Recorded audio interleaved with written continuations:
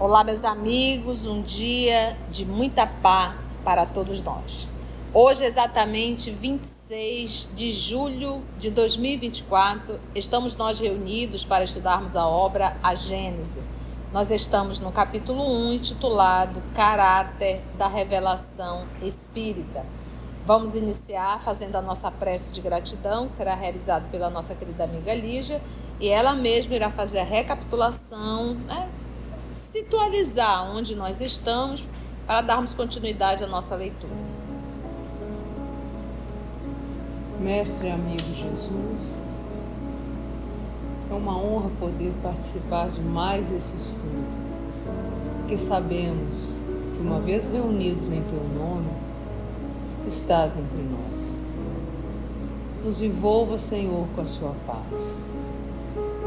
Agradecemos a equipe espiritual que tutela a nossa atividade. Pedimos a ajuda desta equipe para que possamos compreender, introjetar e viver tudo que está nesse ensinamento. Seja conosco, Senhor, hoje e sempre. Que assim seja.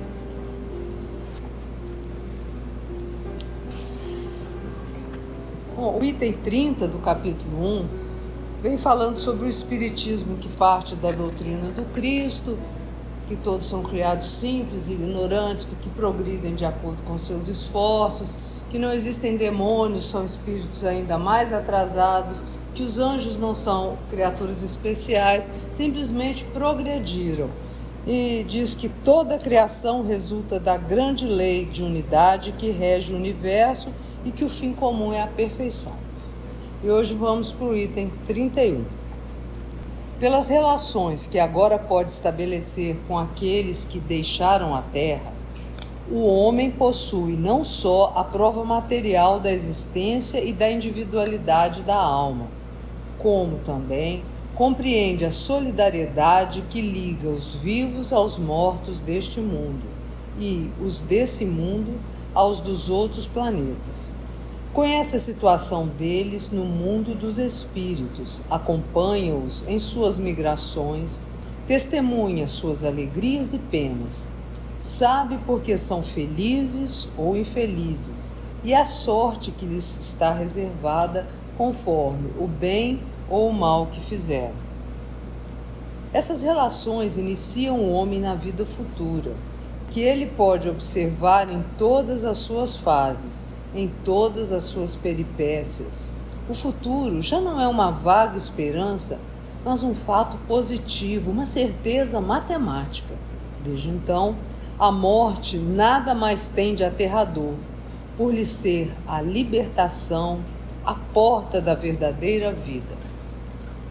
Você vê nesse parágrafo do professor Denizar, o material que ele nos traz para nos dar e despertar a nossa consciência em relação à desencarnação. Então, isso quer dizer o quê? Que quando o amor nosso desencarna, a gente vai bater palma, vai sorrir como se nada tivesse acontecido? Em absoluto. Vamos sentir dor, vamos sentir saudade, mas existe um consolo e uma certeza que eles continuam vivos, continuam atuando, continuam se preocupando conosco e que um dia todos iremos nos encontrar. Que eles têm consciência, de certa forma, dos erros, dos acertos, porque quando a gente está encarnada, a gente tem um olhar da personalidade transitória, que é a nossa, aquilo que nós conquistamos nessa encarnação, formando essa personalidade. Mas quando nós voltamos à condição de espírito, que passa aquele período de perturbação, e o que é o período de perturbação? Esse período de adaptação mesmo, que a gente não sabe se está encarnado ou desencarnado. A gente não sabe aonde a gente está muitas vezes, às vezes a gente acha que está no hospital, às vezes a gente acha que está no pesadelo. Então esse é o período ali de perturbação.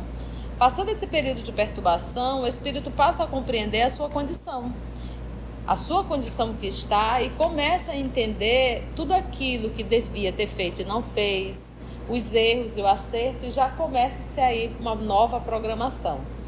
Então, é esse movimento que nós espíritas devemos buscar, cada vez mais termos essa consciência e jamais o desespero. Porque a morte física de um ente querido nosso, alguém muito próximo nosso, alguém que amamos muito, deixa um vazio muito grande.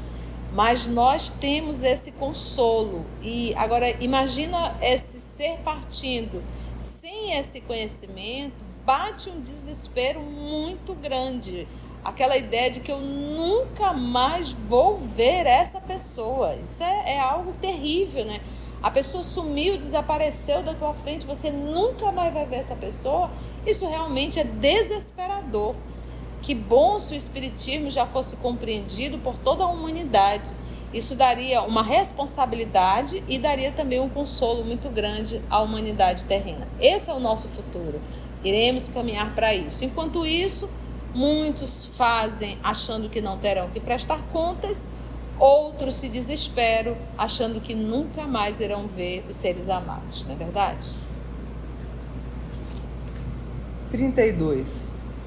Pelo estudo da situação dos espíritos, o homem sabe que a felicidade e a infelicidade na vida espiritual são inerentes ao grau de perfeição e de imperfeição, que cada um sofre as consequências diretas e naturais de suas faltas, ou, por outra, que é punido no que pecou, que essas consequências duram tanto quanto a causa que as produziu, que, por conseguinte, o culpado sofreria eternamente se persistisse sempre no mal, mas que o sofrimento cessa com o arrependimento e a reparação.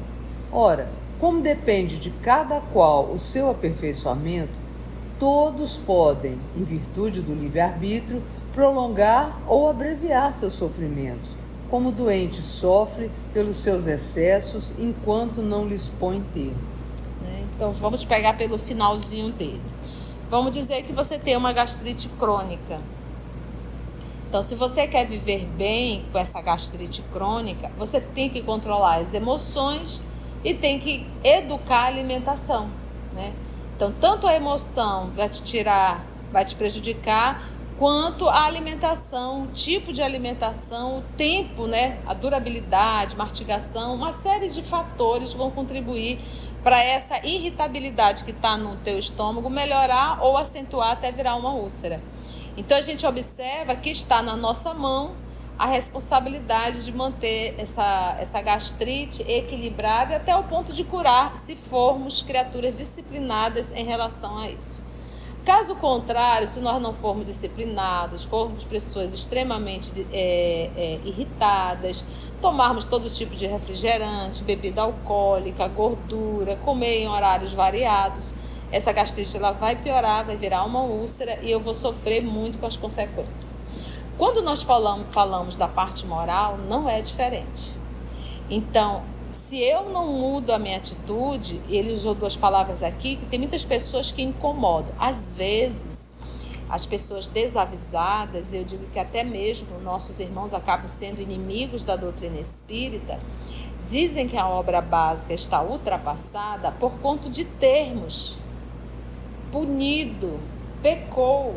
Diz, não, a obra está ultrapassada, mas está ultrapassada por conta de uma palavra que hoje, no nosso tempo, não se usa mais desta forma, ou está ultrapassada pelo conteúdo moral dela. Então, nós vamos nos ater à letra, por isso que diz o espírito, né? A letra mata, mas o espírito vivifica. Então, nós temos que tirar todo o material grandioso que tem dentro da obra e não dizer que ela está ultrapassada por conta de 2, 3 palavras que estão ali, ou muitas vezes uma interpretação equivocada. Um participante do EOS me passou uma mensagem falando de um palestrante, cortou o áudio do palestrante, que o palestrante falava que se evolui no mundo espiritual. Isso está tão batido já. Mas como é um palestrante de renome, as pessoas ficam indecisas, né? E, obviamente, nós mandamos todas as questões do Livro dos Espíritos que afirma que o processo de evolução se acontece na Terra. Mas é um erro de interpretação, infelizmente, porque a gente aprende no mundo espiritual. Mas eu só dou um passo à frente quando eu vivo o que eu estou aprendendo. Quando a gente vê um espírito superior no mundo espiritual, ele é superior por conta das experiências que ele viveu na Terra. Então lá ele está aprendendo, ele está aprendendo, ele está aprendendo, ele está aprendendo, ele está adquirindo, mas só vai testificar a evolução dele quando ele encarnar num corpo físico. Lembrando da encarnação de Alcione, olha, você tem certeza que você quer ir para essa missão, vamos dizer assim? Você vai encarnar num corpo, o corpo físico carrega necessidades. A condição, as paixões do próprio corpo, das condições humanas. Você vai sentir necessidade de reconhecimento, você vai sentir carência. É uma condição humana isso. Desejos. Então, porque ela vai estar em contato com o corpo. E aí a gente finaliza e eu replico isso aqui. A fonte nunca é um palestrante. A fonte da doutrina espírita são as obras básicas. Então, eu que ter a certeza e confiar no que a obra básica está me falando, e não que um palestrante, seja quem for, qualquer um palestrante. O que o Emmanuel falou a Chico? Chico, se alguma vez eu falar alguma coisa que não estiver de comum acordo com as obras de Kardec, esqueça o que eu falei e fique com Kardec. Se Emmanuel teve a humildade de falar isso, eu vou dizer que Kardec está errado? Certo? Então, mil questões tem no Livro dos Espíritos tratando desses assuntos, do processo de evolução. Se permanecer, estacionar-se-ia. Está lá a resposta no Livro dos Espíritos. E o que se quer é evoluir. O André Luiz está aprendendo? Está. O Camilo, na obra Memória do Suicídio, está aprendendo? Está. Por que Segismundo, no livro Missionário da Luz, está desesperado com medo de reencarnar agora? Quando ele viu que tudo foi aceito, né? Que o pai dele, futuro pai, vai aceitar, o Adelino, ele disse, agora, vou reencarnar mesmo. Aí bateu um desespero. Por quê? Porque a probabilidade de erro é grande. Então, quando ele coloca aqui de suas faltas ou por outra, que é punido no que pecou. Esse punido no que pecou é o processo da lei da ação e reação. Não tem como. Uma vez errando, e errando não por ignorância, mas errando por rebeldia. Então, como ele fala aqui, pelo estudo da situação dos espíritos, o homem sabe que a felicidade e a infelicidade na vida espiritual são inerentes, ou seja, são ligadas ao grau de perfeição e de imperfeição do espírito. Então, quanto mais evoluído o espírito, menos sofrimento no mundo espiritual. Quanto mais imperfeito esse espírito, e perfeito na condição de rebeldia, mais será o sofrimento. É a história da gastrite que não é tratada. Que cada um sofre as consequências diretas e naturais de suas faltas. Então, se eu quero, por exemplo, nós nos preocupamos tanto com o nosso bem-estar físico, né, com o nosso bem-estar ambiental, e devemos realmente nos preocupar, mas nós abrimos mão totalmente da nossa evolução na condição de espírito, do meu bem-estar como espírito, do meu bem-estar no mundo espiritual. E, de certa forma, quando eu abro mão do meu bem-estar espiritual, por mais que eu busque um bem-estar de um ambiente limpo, bonito, saudável, eu não me sinto bem nesse ambiente, porque eu não estou bem espiritualmente. Então, a gente percebe que o estar bem espiritualmente, ele me torna um ser feliz em qualquer lugar, em qualquer situação. Então, a gente esquece disso, daquilo que a gente chama da paz de consciência, do dever cumprido, do processo de evolução, de se desvencilhar das paixões inferiores, se desvencilhar de comportamentos inadequados que nos trazem tantas e tantas dores. O orgulhoso sofre muito, o ciumento sofre muito, o vaidoso sofre muito. O avarento se torna um escravo, né, daquilo, é um processo realmente patológico. Então, esses comportamentos que Jesus nos ensina a nos libertarmos dele, nos traz muita dor, não nos traz felicidade. Então, eu posso estar dormindo num quarto belíssimo, limpo e cheiroso, mas eu não encontro paz e tranquilidade. Aí o que eu acabo fazendo, como eu não consigo silenciar a mente, porque ela está no estado de perturbação muito grande, eu opto de uma forma mais imediata para as medicações, em que entorpece o meu sentido e ali eu apago e acredito ter repousado. Então, o repouso não é só uma questão de fechar os olhos. O repouso é a alma que aquieta com a consciência tranquila. E são coisas bem diferentes. Que é punido no que pecou. É a lei do olho por olho e dente por dente. Mas tia, Deus pune é da lei. Lei, olho por olho e dente por dente. E ele pune por quê? Porque ele é perverso? Não. A punição é correção. A punição é vá lá, arrume a bagunça que você fez. E a misericórdia divina, ela não manda a gente arrumar de uma vez, não. Ele ainda manda parcelado. Se fosse de uma só vez, a gente... Nossa, mãe, por isso é que a lei de amor e caridade, justiça, amor e caridade. Então, além da gente pagar parcelado, a gente nem lembra, porque lembrar nos traria humilhação. Então, a gente não lembra, né? Revolta muitas vezes. Então, esse é punido aí, resolve essa encrenca com a palavra dentro de ti e entenda de forma lógica e racional. Lei de olho por olho e dente por dente, a fala do nosso Senhor. Quem com ferro fere, com ferro será ferido. Embainha, Pedro, a tua espada. Né? Não há um mal que eu faça que eu não tenha que corrigir isso. Aprender realmente. E são várias etapas que a gente está estudando no livro Céu e Inferno. A primeira etapa é o arrependimento. Eu me arrependo do que eu fiz. Segunda etapa, eu vou sentir na pele o que eu fiz o outro sentir. Terceira etapa, eu vou reparar o mal que eu fiz no outro. Olha o tanto de etapas que a gente vai arrumar por conta de uma atitude equivocada. Que essas consequências duram tanto quanto a causa que as produziu. Então, imagina a causa, o que foi, quanto tempo vai resgatar isso. Enquanto você não mudar, esse sofrimento vai perdurar, esse sofrimento vai perdurar, esse sofrimento vai perdurar. Que, por conseguinte, o culpado sofreria eternamente se persistisse sempre no mal. Então, se eu falo penas eternas, é porque a minha atitude não mudou. Então, nós já estamos, gente, há séculos e séculos nessa agonia, nesse rio de lágrimas. Poderíamos já estar encarnados em outros planetas mais evoluídos? Claro que poderíamos estar. Mas ainda estamos nos debatendo com essas paixões inferiores. Por isso que nós estamos aqui a sofrer. Todos nós, ao decorrer do ano, quantas dores a gente não passa, né? Quantas pessoas não sofrem muito aqui na Terra, num processo de expiação, provas dolorosas, né?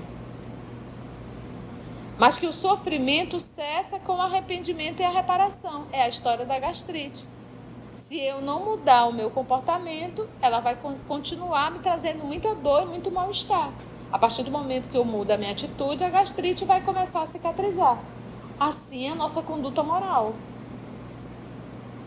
Se está perdurando é porque eu não mudo. E mesmo nessa encarnação, se nós não mudarmos as nossas atitudes, vai repetir as mesmas dores. Tem como a Lígia mudar para eu conviver melhor com ela? Não, eu não posso exigir isso dela. Tem como eu melhorar para eu viver melhor com a Lígia? Tenho. Uma pessoa vaidosa, ela além de sofrer, ela arruma muita inimizade. Ela provoca no outro um desagrado no coração do outro. Antipatia, essa era a palavra, né? A pessoa vaidosa, então ela desperta no outro muita antipatia. Você acaba angariando muitos inimigos. Agora pensa o contrário, uma pessoa humilde, uma pessoa simples, que por mais que saiba muito, cala a boca, fica ali na dela, e aonde quer que seja, consegue falar de uma forma sem se colocar numa posição superior, o que vai acontecer? Dificilmente essa pessoa desperta antipatia. Então a gente percebe por que a figura do nosso Senhor Jesus. Porque mais sábio do que ele não teve ninguém. E a gente observava na figura do nosso Senhor Jesus essa simplicidade. Não vomitava intelectualidade, não vomitava informações que ninguém conseguiria entender. E por isso que as pessoas olhavam para ele e achavam que ele era um simples galileu. Né? Um simples galileu. Não imaginava que estava lidando com um Cristo. Mas é a melhor forma. É melhor angariar amigo do que angariar um monte de inimigos. De antipatias, né? Então, assim, se eu estou despertando antipatia em tantos corações, tem alguma coisa que está errada dentro de mim, que eu preciso trabalhar isso. Quando é um, é dois, a gente fica calado, mas um monte... Então, eu tenho que rever os meus comportamentos. Afinal de contas, nós não somos criaturas que estamos em processo de burilamento, né? Sofreria eternamente se persistisse, então que por consequência o culpado sofreria eternamente. Se o quê? Se persistisse sempre no mal. Enquanto eu estou persistindo no mal, vou permanecer sofrendo. E aí ele vai ser o quê? Como ele diz aqui, penas eternas. Ora, como depende de cada qual o seu aperfeiçoamento, né? De cada qual, o aperfeiçoamento da Lígia depende de mim? O meu aperfeiçoamento depende da Lígia? Depende de cada um de nós. Todos podem, em virtude do livre-arbítrio, prolongar esse sofrimento, ou pode o quê? Abreviar. Lembra da fala de Emmanuel? A evolução coletiva, ela é lenta. A evolução individual, ela é individual e depende de cada uma. Quando ele fala em evolução coletiva, para eu enxergar uma evolução no nosso país, uma evolução no nosso planeta, isso vai demorar. Ou seja, todos chegarem no processo de maturidade, isso vai demorar. Mas a minha evolução, ela é particular, depende só de mim. Eu não estou aprisionada ao planeta Terra. Se eu chegar no grau de evolução, se nós chegarmos no grau de evolução, a gente pode ir para outro planeta, bem melhor do que esse aqui. Todos podem, em virtude do livre-arbítrio, prolongar ou abreviar seus sofrimentos, como o doente sofre pelos seus excessos, enquanto não lhes põe o termo, que é a história da gastrite. Enquanto não souber tratar, vai continuar sofrendo. Vamos lá, item 33. Lígia. Se a razão repele como incompatível com a bondade de Deus a ideia das penas irremissíveis, perpétuas e absolutas, muitas vezes infligidas por uma única falta, a dos suplícios do inferno, que não podem ser minorados nem sequer pelo arrependimento mais ardente e mais sincero, a mesma razão se inclina diante dessa justiça distributiva e imparcial, que leva tudo em conta, que nunca fecha a porta ao arrependimento, e estende constantemente a mão ao náufrago, em vez de o empurrar para o abismo. Aqui o nosso Kardec, ele nos traz a ideia do inferno e do inferno que é eterno. Você teve uma existência, dessa uma existência, dependendo da tua atitude, você poderá ganhar o paraíso, e é o paraíso eterno, não se sabe muito bem o que se faz lá no paraíso, praticamente nada, porque não tem o que fazer, ficar só ali adorando a imagem, a face de Deus, e teríamos um inferno, e que nesse inferno você ficaria ali eternamente pelo erro que você cometeu, teria ali uma figura chamada demônio, Satanás, diabo, né? Vários nomes que se deram, a gente sabe que cada um tem terminologia, etimologia diferente, mas vamos lá. E ali tem um fogo que queima, mas que queima sem te destruir. Ele está constantemente te queimando. E tem muitos gritos e não tem como sair dali. Você errou, você vai viver eternamente nesse suplício. Outros falam de um local que vai cair e vai passar sempre caindo.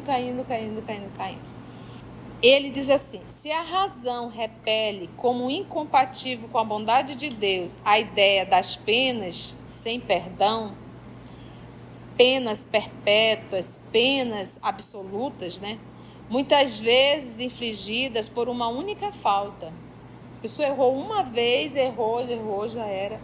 Tem uma cena muito interessante no filme do Divaldo Franco, né? Quando a irmã dele comete suicídio e a mãe vai pedir que o padre faça uma missa e o padre disse que infelizmente ele não podia fazer, né? Porque ela era uma suicida. E a gente vê aí a fala da personagem muito interessante da mãe, né? Ela disse assim: pois a partir de hoje eu vou orar e vou cuidar de todos os suicidas, né? Porque essa aqui não é a casa de Deus. Então, essas regras absurdas que vai excluindo e colocando pessoas... Imagina um suicídio. Às vezes um momento de desespero, um momento de loucura, um momento de demência muitas vezes, e a pessoa comete e nisso acabou tudo para ela. Aí sim a gente pergunta: você quer que eu acredite em um Deus bom apresentando essa face? A gente se incomoda porque tem que resgatar um débito. Então, qual seria mais justo? A gente resgatar e reparar um débito que fizemos ou simplesmente ficarmos eternamente pegando fogo, se queimando em um lugar de sofrimento? Qual Deus aí te apresentaria com mais justiça, mais bondade, mais amor? E a correção no processo de reparação não é em nenhum momento uma punição, é correção, reparação. Vá lá, refaça para você aprender a não mais fazer isso e entender o quanto dói. A mesma razão, sim, então ele diz assim: a dos suplícios do inferno, que não podem ser minoradas nem sequer pelo arrependimento. Se você se arrependeu lá, não tem mais o que fazer. Mais ardente e mais sincero esse arrependimento. A mesma razão se inclina diante dessa justiça distributiva e imparcial, que leva tudo em conta, que nunca fecha a porta do arrependimento, olha aí, ó, e estende constantemente a mão ao náufrago, em vez de o empurrar para o abismo. Então, qual das duas seria mais amorosa, mais justa da amorosidade de Deus? Eternamente no inferno ou reparar o mal e corrigirmos o mal que fizemos? 34. A pluralidade das existências, cujo princípio o Cristo estabeleceu no Evangelho, sem, todavia, defini-lo como a muitos outros, é uma das leis mais importantes reveladas pelo Espiritismo, visto demonstrar a sua realidade e a necessidade para o progresso. Com essa lei, o homem explica todas as aparentes anomalias da vida humana, as diferenças de posição social, as mortes prematuras que, sem a reencarnação, tornariam inúteis para a alma as vidas de curta duração, a desigualdade de aptidões intelectuais e morais, pela ancianidade do espírito, que mais ou menos aprendeu ou progrediu e que traz ao renascer o que adquiriu em suas existências anteriores. Item 5. E aí a gente vai percebendo aqui, o professor Denizar vai colocando, usando a lógica da pluralidade das existências, ou seja, as reencarnações, né? O processo de ir e vir, ir e vir, ir e vir.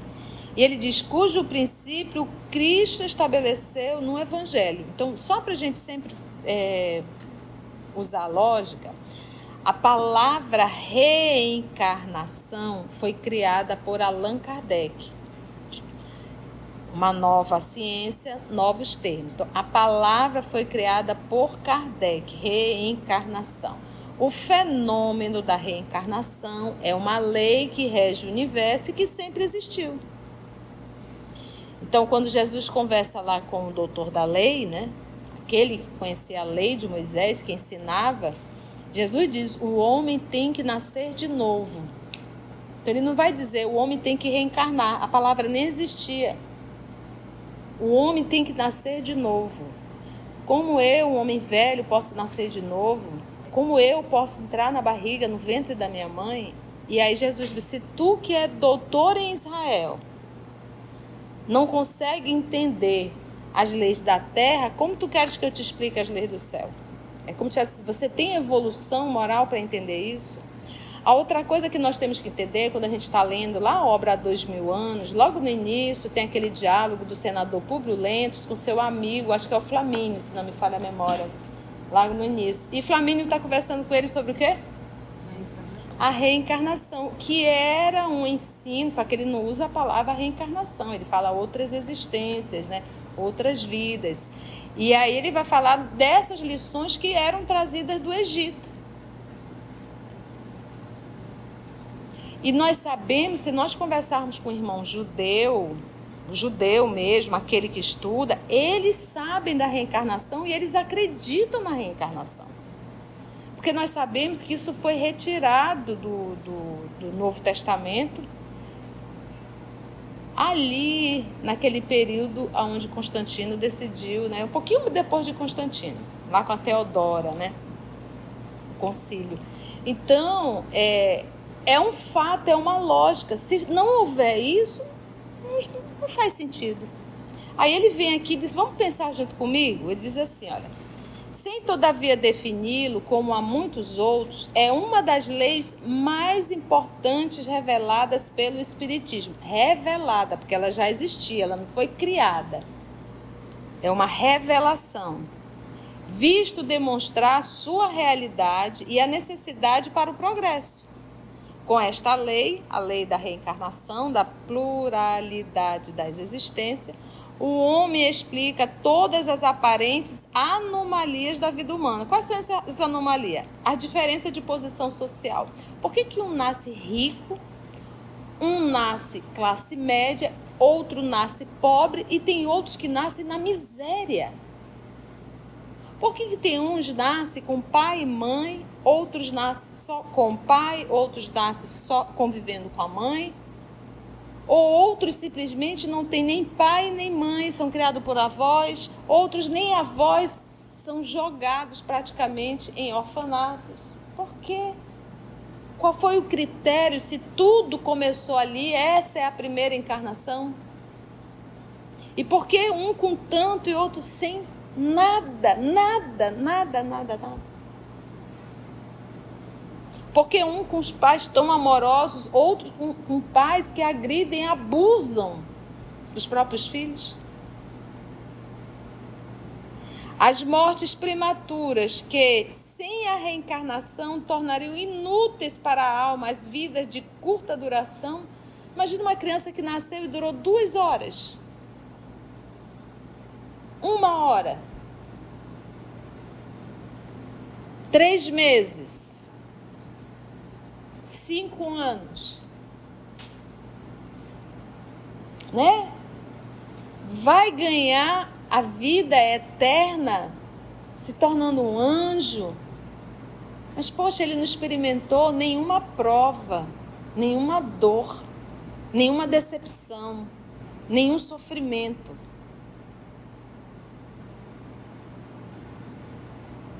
Sem a reencarnação, tornariam inúteis para a alma as vidas de curta duração, a desigualdade de aptidões intelectuais e morais, crianças doces, amáveis, queridas, prestativas, em detrimento de outras agressivas, violentas, preguiçosas. Umas super inteligentes que conseguem entender rapidamente e outras com a maior dificuldade de ser alfabetizada. Pela ancianidade, né, a idade avançada do espírito que mais ou menos aprendeu ou progrediu e que traz ao renascer o que adquiriu em suas existências anteriores. Então a gente diz assim, tia, a gente não lembra do passado, a gente não lembra da história, mas as emoções, elas não são apagadas. E as predisposições, aquilo que nós temos assim, olha, eu tenho uma facilidade muito grande para aprender isso ou aquilo. Na verdade, eu estou relembrando aquilo que eu já carrego dentro de mim. Então, tudo aquilo que nós conquistamos não se perde, se soma.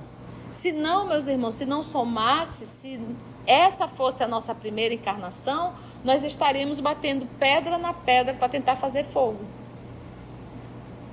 Então, as evoluções, as reencarnações, elas são solidárias. O que eu aprendo aqui, eu levo para outra. O que eu aprendo aqui, eu levo para outra. Por exemplo, se eu ainda sou uma pessoa extremamente vaidosa, é porque eu nunca fui humilde. Eu ainda não aprendi a ser humilde. A vaidade, ela está comigo. Uma lição aprendida, um movimento moral aprendido, a gente nunca mais esquece. Por quê? Porque o espírito não regride.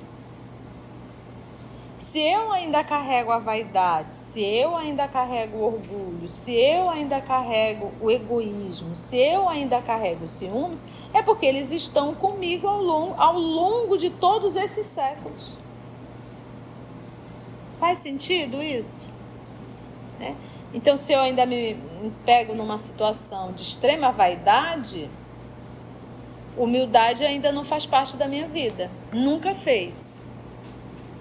É algo que eu preciso conquistar. Que traz ao renascer o que adquiriu em suas existências anteriores. Então, o que eu aprendi hoje vai ficar aqui? Vai comigo. Vai somando. Vai somando.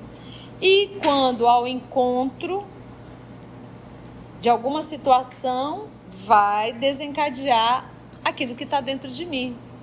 Vai em busca daquilo que está dentro de mim. Então, só se aflora. Eu sempre gosto de citar o exemplo. Vamos supor que você tocou piano numa encarnação, aprendeu, amou, gostou. Na outra encarnação, você não teve chance. Mas quando você vê um piano, você se apaixona, você se emociona. E se você tivesse oportunidade, você iria aprender rapidamente. Eu vi um vídeo de uma senhora que tinha um piano, acho que não foi no Brasil, não. E o rapaz estava fazendo um serviço. E de repente, ela saía sempre no horário do almoço, né? E ele estava por ali. E ela voltou um pouquinho antes, acho que mais ou menos isso, eu não me lembro. E ela ouviu alguém tocar o piano dela. Mas tocava divinamente bem. Quando ela chegou, sabe quem era? O pedreiro. Tocando o piano dela. E ele se assustou, ela disse, não, continue. E aí ele continuou ali, toque mais, ela queria ver. Quem lhe ensinou? Ninguém. Ele aprendeu, como dizem, né, de ouvido. É impossível. Você toca divinamente. Pagou um curso para ele para aperfeiçoar e ele se tornou um pianista. Olha só, né, o incentivo dela, o bom senso dela. Mas por quê? Isso era algo que ele já trazia. O colega aqui está nos trazendo um exemplo de uma senhora super católica e com um neto de 4 anos fazendo uma viagem, né? E passou em um determinado local, ele disse, vovó, eu já toquei piano. Aí, ela obviamente não acreditou, achou uma loucura, mas acabou entrando no local e lá tinha um piano, né? Olha que interessante. E agora ele sabe ler partituras, né? Tu já pensaste? Só a reencarnação mesmo para explicar. Não tem outra explicação, não é verdade? Foi bom, gente? Antes de orarmos em agradecimento, vamos ouvir algumas considerações da tia que destacamos neste estudo para a reflexão dos ensinamentos. Vamos aos destaques da tia? Quando o amor nosso desencarna, vamos sentir dor, vamos sentir saudade, mas existe um consolo e uma certeza que eles continuam vivos, continuam atuando, continuam se preocupando conosco e que um dia todos iremos nos encontrar. Porque a morte física de um ente querido nosso, alguém muito próximo nosso, alguém que amamos muito, deixa um vazio muito grande. Mas nós temos esse consolo. A fonte nunca é um palestrante. A fonte da doutrina espírita são as obras básicas. Então, eu tenho que ter a certeza e confiar no que a obra básica está me falando, e não que um palestrante, seja quem for, qualquer um palestrante.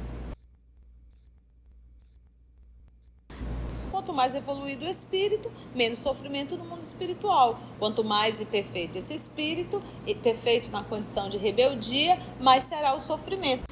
Nós abrimos mão totalmente da nossa evolução na condição de espírito, do meu bem-estar como espírito, do meu bem-estar no mundo espiritual. E, de certa forma, quando eu abro mão do meu bem-estar espiritual, por mais que eu busque um bem-estar de um ambiente limpo, bonito, saudável, eu não me sinto bem nesse ambiente, porque eu não estou bem espiritualmente. Então a gente percebe que o estar bem espiritualmente, ele me torna um ser feliz em qualquer lugar, em qualquer situação.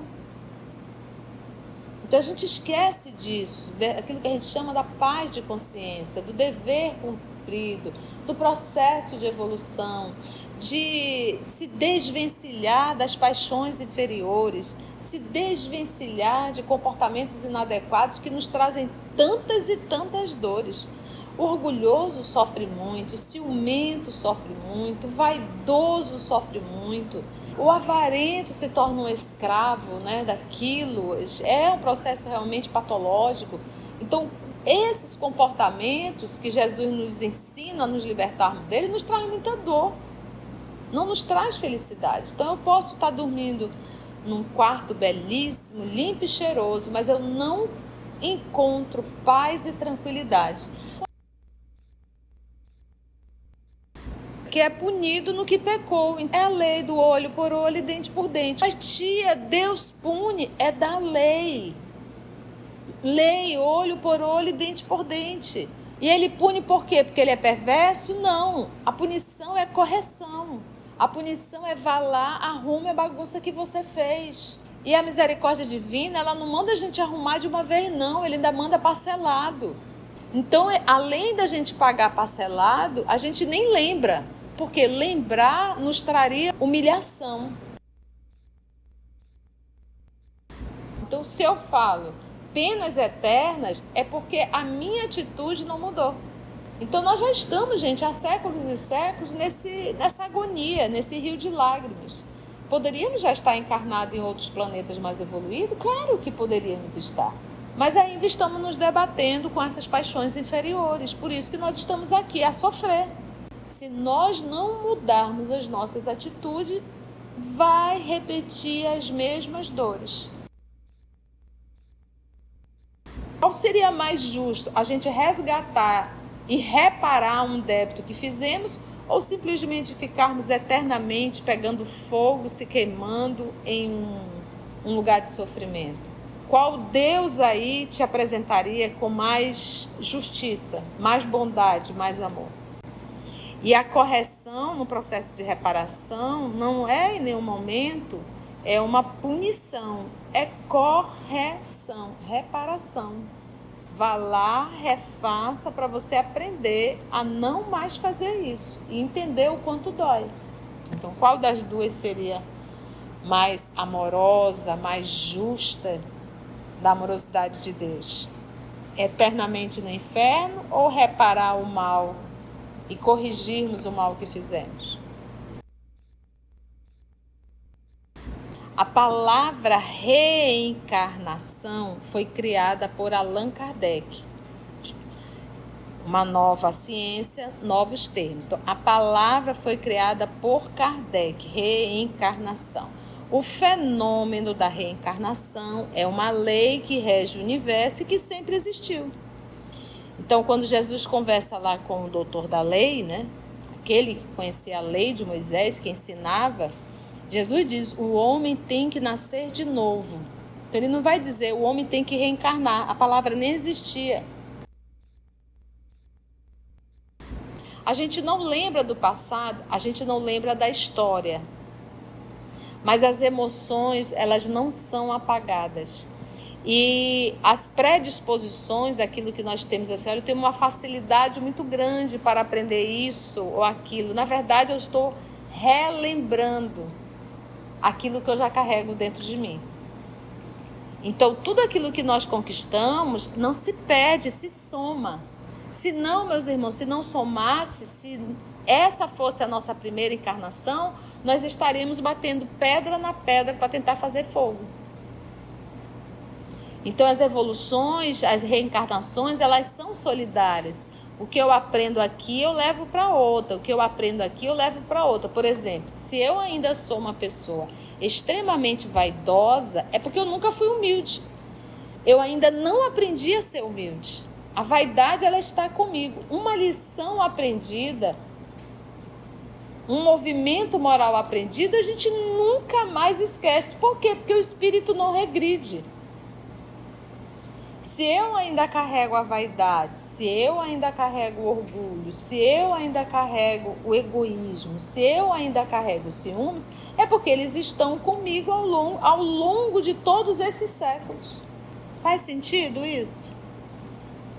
Então, se eu ainda me pego numa situação de extrema vaidade, humildade ainda não faz parte da minha vida. Nunca fez.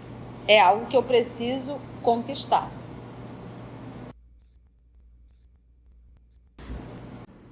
Se você chegou até aqui o final, deixa seu comentário. É muito importante a gente poder ler o teu comentário. Não esqueça de curtir para que possa divulgar a página. Dá o seu like, né? E, se possível, faça a sua inscrição no nosso canal e toca o sininho.